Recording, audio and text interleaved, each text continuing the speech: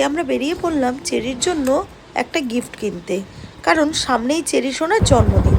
তাই আমরা চাইছিলাম ওকে এমন একটা কিছু গিফট দিতে যেটা ও খেলার সাথে সাথে এনজয় করতে পারবে।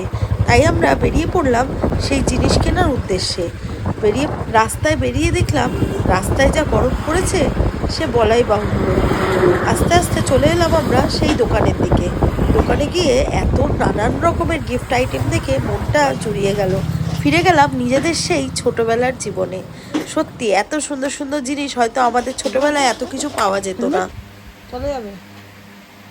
শুধু একটা জিনিস আপনাকে খেয়াল রাখতে হবে, জল দিয়ে যেন না ঢালে।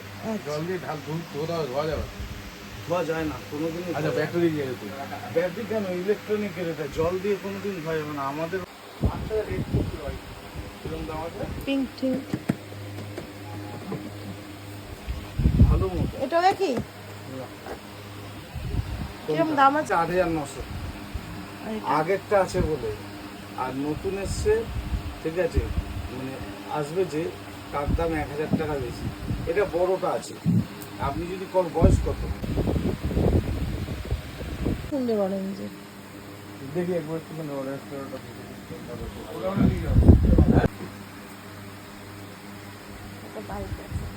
আলো জ্বালাবো